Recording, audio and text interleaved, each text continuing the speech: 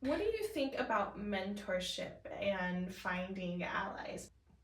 I mean, I think mentorship is probably important. I have not been really technically involved with that. Yeah. I don't feel like it was probably when we started in this. Sure. It wasn't as much of I Talked don't know, about I maybe? talked about or Yeah. didn't have groups to join Sure. that type of thing then. I know Mhm.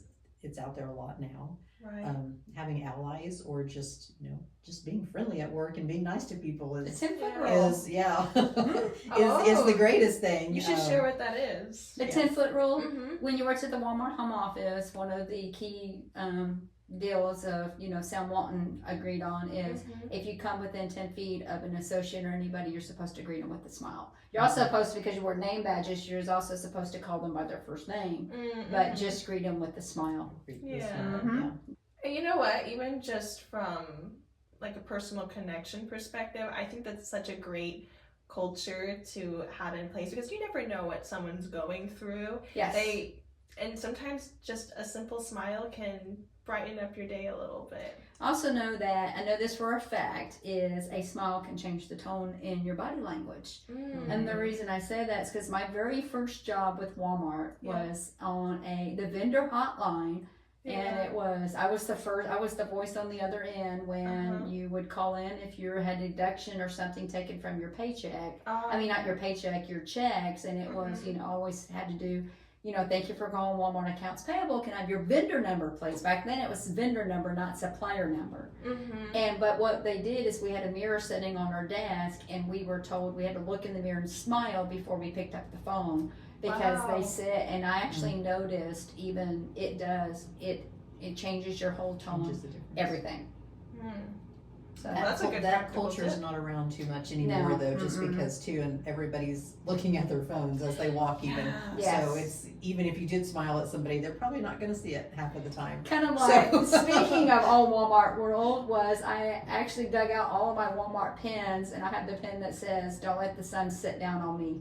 The sundown The roll. sundown roll. The sundown roll. Mm. That you should get back with them within 24 hours with some kind of answer, whether you have the full Even- answer or just right. to tell them, I don't know yet. Let's- Yeah, and Right. it's respond. Thank you for your email. I don't know it. I don't have the answer yet, but I'll get back to you. Yeah.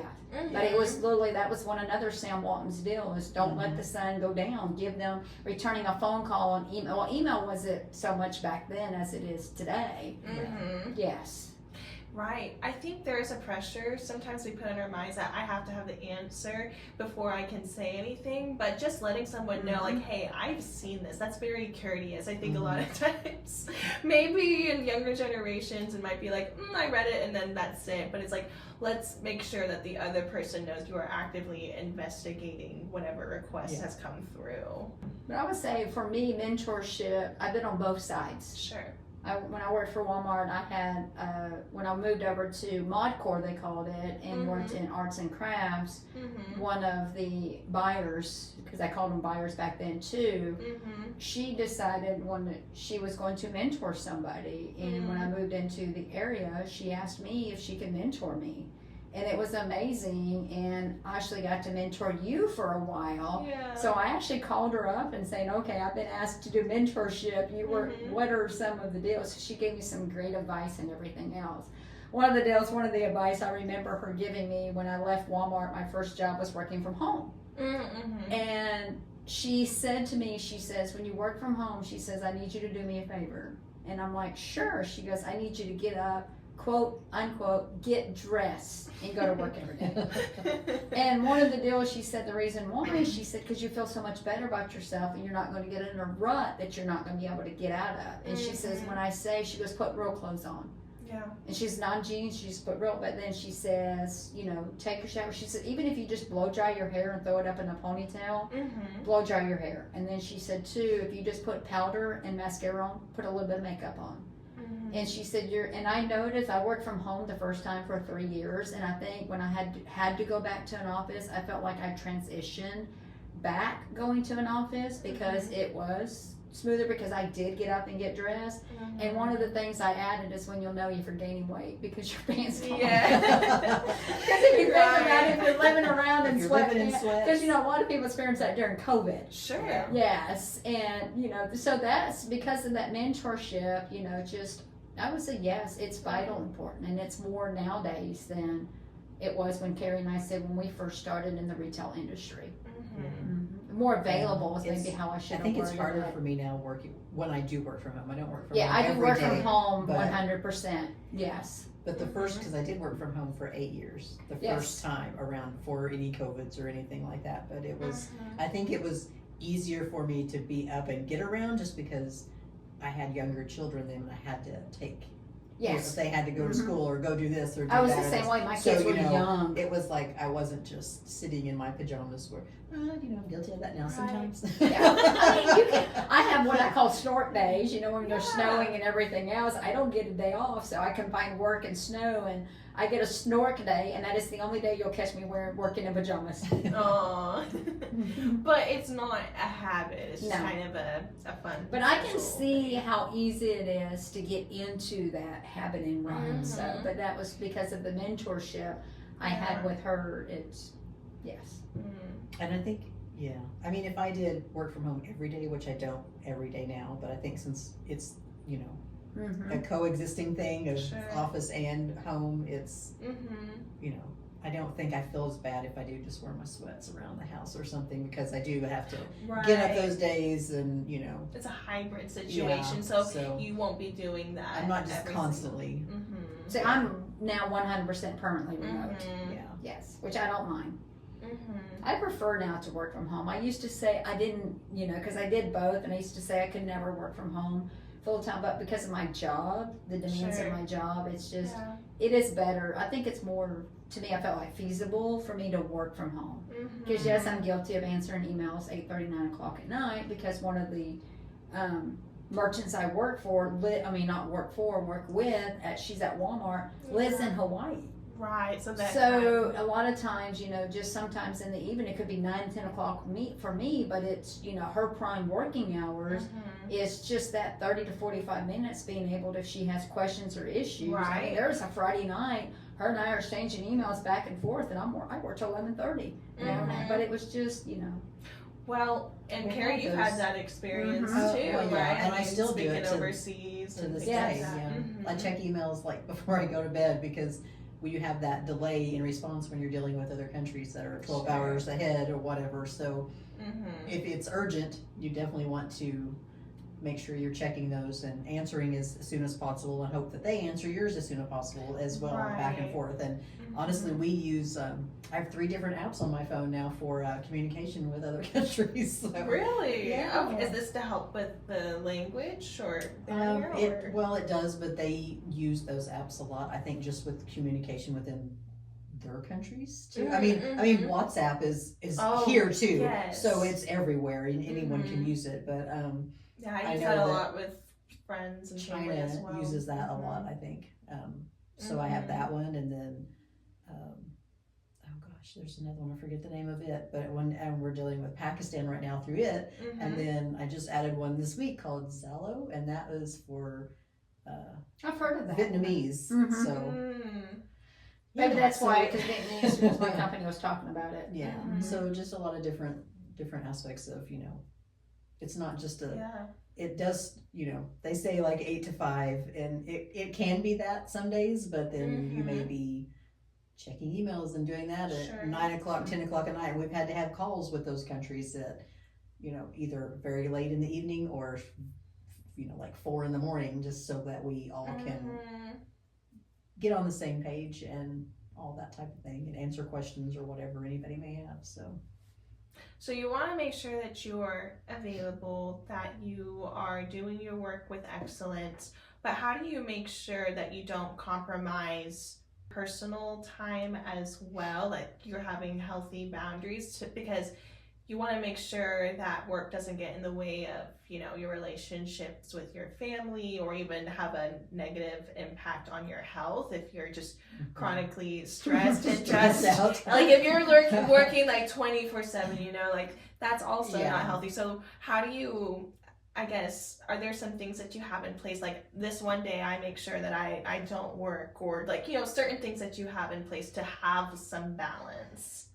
I mean, Or if it's okay if it's like I'm working on it, I'm trying to find that out. I mean, for me right now though, it's different just because I mean, I do have one child living at home still, but he's 22, so he's very, you know, he's capable on his own and all this just because he still lives at home for being in college. So it's not like there's a need or that he has to have something, you know, like if he was younger, like I used to. I mean, if both of my kids were still at home and younger, then, you know, maybe it was once they go to bed, I'm checking those emails or something like that, not, you know, taking that time for them, or if they had sports, or, you know, you make sure you're doing those things first, and then you may have to, you know, you might have to take an hour and you might get a little less sleep or something, but if you had to check those things, but I feel like I didn't have to do that quite as much before when they were at that age versus this role that I have now is a little more, I think, where I have to be in touch with those, with them to stay on top of everything. Sure. Would you say there's some seasonality too, to when you kind of know, like, oh, we have some important meetings coming up that I need to put a little extra time in, whereas I can kind of compensate for that extra time invested in other parts of the year? Yes, for sure. I mean, if you have mod things coming up and meetings and all those types of things, or markets coming, all that type of thing, then yes, you're going to be spending a little more time with work than probably at home. But maybe it's not all the time. Not constant, but yeah. I mean, it could be 2 nights a week, and it could be, you know, for a week or two, it might be almost every night, but then it's going to stop. So. What about you, Anna? And it's funny how you mentioned seasons, and that's exactly how I was going to refer to it, you know, because I remember a couple there for a month, and I, you know, one of my coworkers I called it a hiccup. And so I had to help correct that hiccup. And so I literally had to work 40 hours outside of normal working time because it was on the Hawaii side. So we needed the merchant on the phone to help fix that. So we had to work around her hours. So I had to work outside. But I think one of the key part is I have trouble with, and I'm working on it, is discipline. Yeah. It's saying, you know, I'm such a hard worker and go-getter that I'm like, well, I know there's a billion things got to go on, got to be done. So I, you know, tend to work harder because, you know, that's just me. But it's that discipline saying, Anna, you know, you've got to, you know, and I have a craft room, it's my home office in the same time, and just kind of, my biggest deal is discipline. Is making myself say, you know, because I could work 20, you know, but I have to choose not to. Like being intentional about it. Yes. Right. And I'm working, it's been better. Yeah. Because I used to, you know, when having, you know, emotional trauma, you know, you tend to put it into work because, you know, But it's, you know, like I said, but I'm also an empty nester every other week.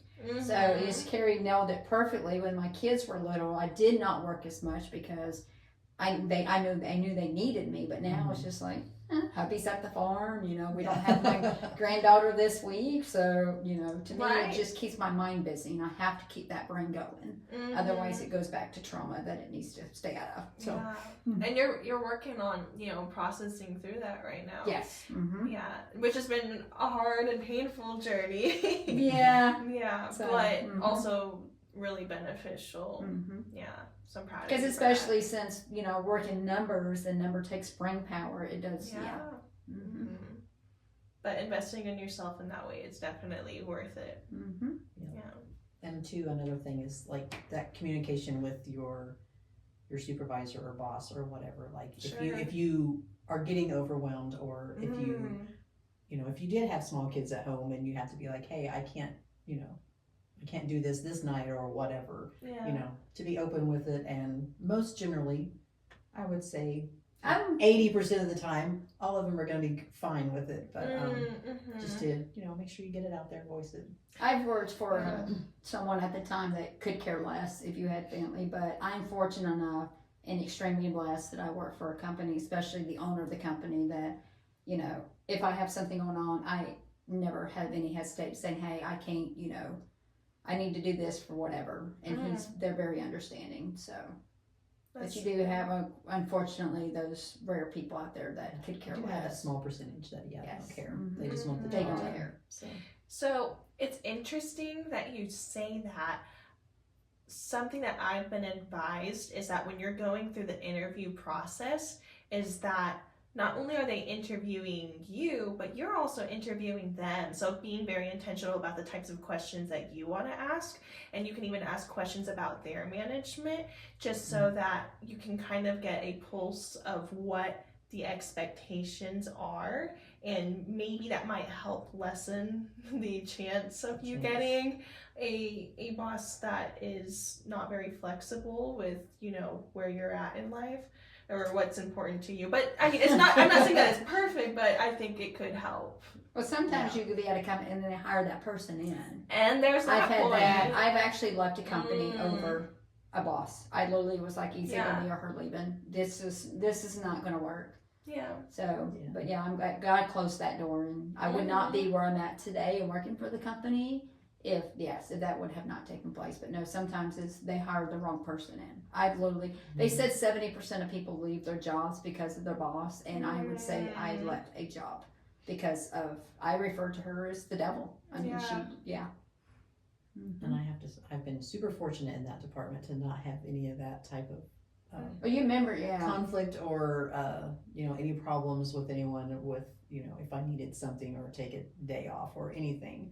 So very grateful for that. But I mean, I could see how that, you know, that definitely hinders the workplace. You were there for me sometimes. You know what I'm talking about, what I went through. But you say, I know there's the pressure to make sure that, you know, you're making your boss happy, but also having the balance to that of knowing and being aware of what your needs are and advocating for those needs. So just communicating like, hey, I do have this coming up. I have this game for my child and I need to be there because that's a very big game, senior year, whatever the situation is, that's a priority, and just saying that up front. Would you say that's kind of important for you need to voice all of those types of things. I mean, like I said, I've never really had a problem with that because I've always gone to all my kids' stuff, and I don't know that I ever missed anything that they would. I mean, maybe I didn't go to every single thing, but if I, you know, if it was something important or whatever, I was going to be there. And honestly, if they would have told me no, I probably would have done it anyway. So.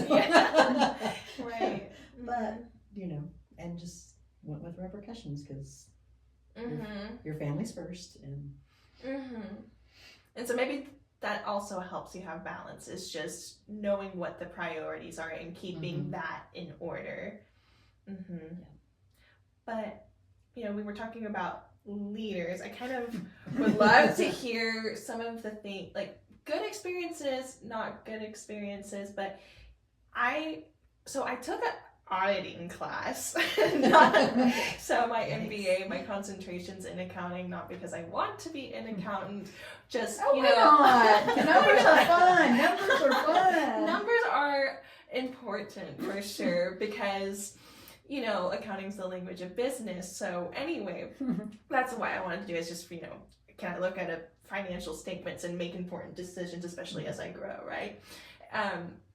So in the auditing class, I was surprised that when auditors are, you know, doing an investigation within their working papers, they're looking at an org chart. And so they're looking for places where there might be more stress. And so, because that can be an indicator. Yes, well, that can be an indication, of fraudulence happening. So they say that leadership sets the tone. I agree and with so if you have a leader that has a unrealistic goal or policy in place, and then employees feel like they have to compromise their integrity and do other things just to be able to meet that, then that can lead to fraudulence. And I thought, wow, it's important enough for them to look at that. It's like, you know, how important is it for us to, whether you want to be a leader, you know, one day, or, you know, you're managing one person or you're managing a whole company, like, how important is it to have good qualities in place? And so what are some of the things that you've loved from the good leaders that you've had, and some of the things that you've not enjoyed from some poor leaders? Okay, well, the only Just to I can only avoid, really you know, think of taking on one, the bad and it was a habits. short time. Thank goodness. And it's not that that person wasn't nice or anything like that. It was just, and it went back to more of communication. Like I didn't know what I needed to do or what was expected of me, that type of thing, and the person did not communicate that. So it was hard to. I mean, I would do things, but then, I mean, and sometimes there might be questions from that person and stuff like that, and sometimes I might have an answer, and sometimes I might not. But then there would be other times like it would just it was not communicated of what clearly I needed to be doing or anything like that. So that was a struggle. So other than that, I've had great bosses that were, you know, sometimes I kind of wondered, like, was I doing a good job or not? But they would let me do things and just not say a lot, and they trusted you. But they trusted, yes, Yeah. and that's what I figured out, that it was just trust. So, which is such a blessing, you know. I have wondered that in the past as well, but you can ask in your one-on-ones, hey, is there any area that I need to improve in, etc. But when an employer or when a supervisor isn't micromanaging and they just trust you, I feel like that's, I mean, at least for me, an environment that I can truly flourish in. It's like, okay, so see, this is why you hired me, because you trust my competence and you know that I am responsible. Because otherwise it's like, oh, okay, then why am I here if you're just trying to, you know, control every little thing. But again, also, there's our side of the relationship where we need to be providing those updates of what's going on, right? And that also, it can help your supervisor be able to advocate for you for future opportunities, because they're having one-on-ones with their supervisors and they want to know, well, hey, how is Sarah doing on your team? How's Carrie or Anna, you know, doing on your team? What are they working on? And so your supervisor can say, oh, they're great. But, you know, letting them know what's going on, any wins, etc., or, you know, struggles, being honest with that as well, then that transparency empowers them to be able to advocate for you for their leadership. I would say I've had a mixture of both. Yeah? I look at it, there's leaders and then there's bosses. Oh, that's a good distinction. You ever heard the saying, you can lead a horse to drink, but you can't make it, I mean, you can lead a horse to water, but you can't make it drink. A leader is walking the horse with you. A boss is behind you, kicking the horse, saying, are you going to go? Oh. So that's a good way to look at it. Yes. I would say one of the best ones is the buyer, Rick, that I worked for at Walmart. Yeah. And I remember one of the questions ended up hiring me when I answered this question in an interview is he asked me, how well do I take constructive criticism? And the answer I gave him is, how well do you give it? And he was like, and he said, what do you mean? I said, do you give it as a boss or you give it as a leader? And he asked me to explain. And I said, a leader comes in, sits down beside you, says, hey, you know, this is how you did it, but let's just try it this way next time and see if it works better. Boss comes in and says, you know what, no, let's just, no, let's just try it a different way. And I said, it's basically a leader is you're leading that person, and a boss is you're more of a dictator. Yeah. So it's the difference of being a leader or a boss. The leader kind of helps provide what your next step should be. Yeah, leading a team to success is a leader. Yes, you can't have, And one of the deals I look at is with Rick is he saw the person I could be. He didn't challenge me to be that person. He challenged me to be better. And I would say I thrive more in my role is because I was blessed to work for him. And another great leader that comes to mind is a lady by the name of Lily Kumar, and she was a leader, a woman in a man's role. I mean, really, she was the DM in sporting goods, fishing. I mean, that's to me, not being sexist by any means, it's a man's deal. What you typically would think. And and she has just such leadership skills and it radiates from her and all that, and she's such an encourager, and she does it on the right way and everything else. And I've been blessed to have some good leaders even in the supplier world, but unfortunately I've had not so good bosses. Yeah. So, How did you navigate those negative experiences? one, it was praying God, saying, okay, open a door. Because like I said, when I left that one company, it was either her or me leaving. One of the examples that I can give is I have spreadsheets. I mean, I create spreadsheets that tell stories. And she decided one day she needed to come in to see how I got to it. Which I don't mind, because sometimes, people's like, well, Anna, if you change this one formula, you can change it. So she walked in, and it wasn't because I wasn't doing the way she wanted. And so she wanted me to come in and pull 10 additional retail link reports and add 45 minutes to this daily job. And I'm like, why do I have to do it that way when the end result is the answers Walmart wants? Right. And all she kept saying is, well, that's not the way I do it. And I was trying to be like but you want me to add 45 minutes a day to my day because I'm not doing it the way you want it. Yes. And she was adamant, literally adamant, because I wasn't doing it the way she wanted it to be done. And the end result was the answer Walmart wanted. Yeah. Now, if it shaved 45 minutes off, that would be a different story. I'd be like, hey, win-win. But it was adamant. She was just, no. It was her way or no way. So did you end up continuing with her way? Because, I had no choice. You had no choice. Until God's like, okay, I'm done. He closed that door. Right. And I was able to go work for another supplier, and which eventually led me to the company I'm at now. Yeah. Did you have a referral to get to that other company? So I worked for a company for a year, and then the company that I work for now, yes, I was referred because Paul, one of the guys I work with, him and I worked together at Walmart. So he knew me, knew my work ethics and all of that. So he told, give her a chance. Oh. And they did. So importance of relationships. And don't burn your bridges. Don't burn your bridges because Well, I maybe that one bridge. Yeah, that bridge is gone. Just one. I kicked her, but yeah.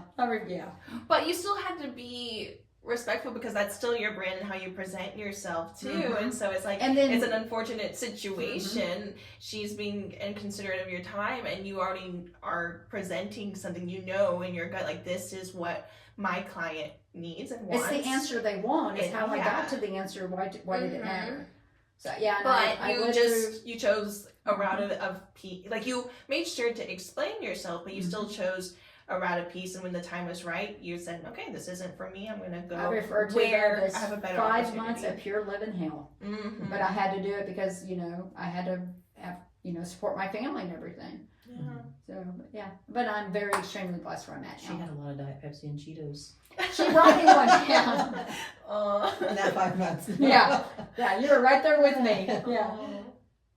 I know you've shared this before. I think it'd be great for anyone listening. What about when someone tries to take credit from you? You're doing your work, you're trying to do your best, and then they're like, oh no, actually I did it. Like, how do you navigate that situation? I figured out just let them take the credit, because eventually that it's going to be realized that, because I can give experience. I worked for a company and I'd left, and I found out later on my boss was taking the credit that I was doing, and it became obvious who was doing the work. So to me, the cat out of the bag, eventually just let them take it, because eventually the cat's going to get out of the bag and they're going to realize that. Yeah.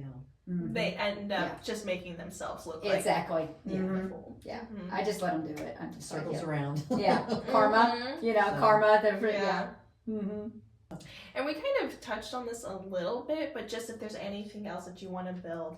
So when you have conflict in the workplace, this could be with a supervisor, this could be with a coworker, maybe this could be with a client, whatever the situation is, how would you navigate that? And if there's a specific example that you have that you want to speak to, I would love to hear about it.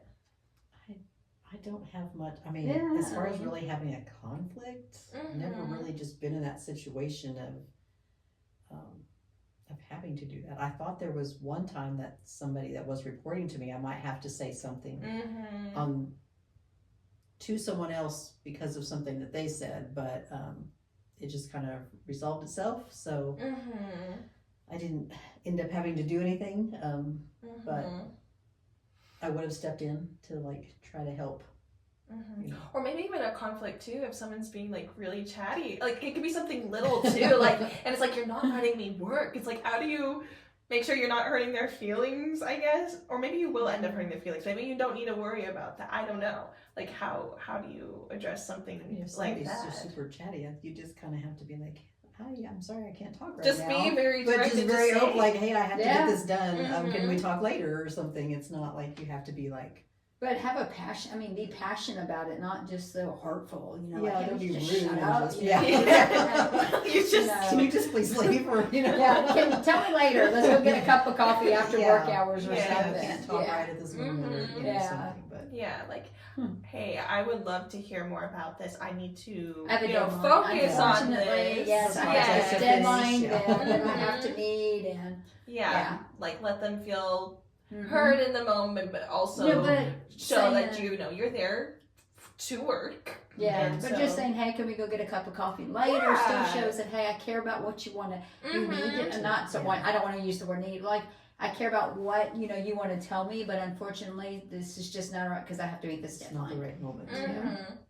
That's a really great and generous gesture because I mean, one, it helps the other person not feel like they were just ignored or Yes. like they didn't matter. But then too, like you're able to kind of build a bridge and get to know that other person a little bit more as well. So, But also still, but get your your work work done. done. you have to keep your yeah. Yes, kind of having that Mhm. balance. Do you have any, specific examples or other examples, I suppose, with conflict in the workplace and how you navigated that? I've worked in all kinds. I think you just kind of just take it day by day. I mean, Sure. as I refer to, as Christy Lane would say, one day at a time, sweet Jesus. You just kind of take each task. And sometimes you just don't know until you're in the middle of it. And sometimes, what works at that time of that conflict may not work for the same conflict the next time. Mm-hmm. So I would just say, you can't just just copy look up and someone paste else. solution. Yes. Same Help solution me doesn't please. work every time. Yeah, it or for does every not person, always, but yeah. Mm-hmm. Kind of like, when you got toddlers, I'm have a 4-year-old I have to get ready again, 5 days every other week, and it's like, yeah. And I guess if you're going to talk about children, each child is different too. So. Exactly, yeah. Mhm. Yeah. Last question here. What are some things that you know now that you wish you knew when you got your first job in retail? Probably just to know how, like going back to the onion, how many true layers there are to a position that there can be from start to finish of, the product even being thought of to all the way, in between and getting here and then to the end result and keeping it in the store and all that type of thing, just to know how much actually goes on in that process. I would agree to that, and just being able to say I've worked in multiple areas. I've worked in accounts payables, understanding, the suppliers need, the cash flow and everything else. And then working as a buyer's assistant for 5.5 years at Walmart and understanding, the line review process, how that works, the decision making that goes into that. It's a tough job. People don't realize until, as Walmart refers to us now, the chair, until you've sat in that chair and walked through a complete line review. But now being on the supplier side and understanding, as Carrie says, when talking to the factories, all that is, are they going to be able to get the production out on time? The components, do they have all the components to make it? And then on the replenishment side is, when the orders come in, lining the trucks, it all comes in. So it was just, I heard someone make the comment is they felt like they would have been a better merchant at Walmart if they would have worked on the supplier side first. Because they can understand what the process that us suppliers go through, and then when we're having the conversations with them and understanding the difficulties we're having, that it's just not, we're just making excuses. They fully understand that. So I think it's more of, just an understanding of all I would say more like job shadow. So being able to job shadow more in different areas, because I know Walmart Like being does intentional that. about that. Yes, Yeah. you know, that way you can fully understand this is what you're doing. This is what all goes into that layers of that onion. Yeah. Mm-hmm. Well, maybe that kind of goes into the mentorship piece too. It does. It's just, you know, finding someone that, whether they're on your team or better yet, finding someone that's in a cross-functional role or Yes. a completely different type of role, and just saying, hey, you want to have a cup of tea or coffee? And let's just, I would love to hear what your standard day looks like, and that can maybe help bridge that gap to kind of know what that end-to-end process is, or maybe help fill any kind of other knowledge gaps that you have, right? One thing I tell kids, and you may get ready to ask the question or whatever, is I tell people, like when they get ready to even go into it or graduate in high school and trying to figure out, my comment to them is figure out your passion and then try to figure out making a career out of it. Because unfortunately, you're going to spend more time in your adult life in your workplace than you are with going to be your family and all of that. And you may have a passion for something that is going to blend very well with the team. Like, you know, my passion's for numbers, you know. Mine's not on the product side. Mine's on the number side. You know, you may start off on a certain path, but things are ever changing. And is it okay if that passion changes? Your passion's or is changed too. Because I didn't know that I had would love replenishment. And when I was working for another company, and I got basically voluntold, I love that word, that I was going to be, I literally got called into the office and said, hey, you know, we have to switch your role. I mean, literally, I got hired at one job, and I get told that, I get called into the office and saying, we're changing your title, we're changing everything. Didn't change my salary, but you know. And they told me I was the new replenishment person. And I'm like, really? But it was just the fact now, I absolutely love it. Love it. But I would have never thought about it if they saw that I had a love for attention to detail and numbers. They're like, well, let's just see if she, And maybe you kind of learn and grow about yourself as well. I have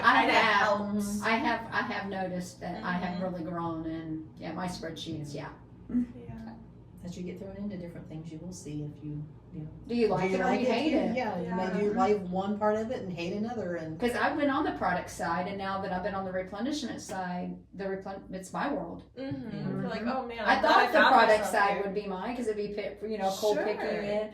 But I'm like, nah, I'll leave those to the experts. But I like a good healthy mix of all of it. I think just from maybe not transportation so much, but maybe a little bit. But you know, all of it just encompassing. Because your husband's a truck driver, it's fun. You know, so when you were more on the product side, you know, you were talking about how different roles can help you have a more well-rounded view, maybe more empathy and more empowerment in like having effective communication with your cross-functional partners. And so did that help you when you did shift over into replenishment? Because I had an understanding of that role, and if I would not have, I don't think I could have done my job as well as I do. That's good. All right, well, any final words or any final thoughts?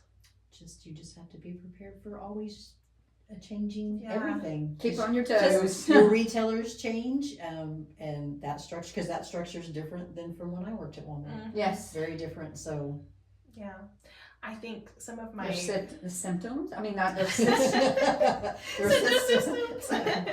There may have been some symptoms now. Yes. I think some of my favorite advice that I've gotten is just to be adaptable. Yes. And so, you know, you were speaking to Sam Walton, that's one of the things that he really advocated for, is just like everything is changing all the time, and he was known for going upstream and not just going with the current. And so just, you know, being okay with being flexible, and you know, just because everyone else is doing something, that may not be the best fit for you. And so just, you know, listening to being true to yourself, I would say, and just, you know, being okay if things have to change, even if it wasn't what you were imagining originally. So Well, he actually got out and listened to the customers, Mhm. and I think that's why one of the reasons why Walmart's been so successful is because he got out and listened to what the customers wanted. Yeah. Mhm. Customer first. Yeah. Always. Always. Well, ladies, thank you so much. I appreciate you both. I appreciate your friendship and just all the advice that you've poured into me, whether it's just we're in your office and I'm just, pounding you with questions, or, just sending a text, or coming over in the evenings to just that things. mentorship, that was Yeah. such a, that you even thought of me and asked me, that was, yeah. Mm-hmm. So again, just appreciate you all, and Thank you. cheers. Cheers. Tea time.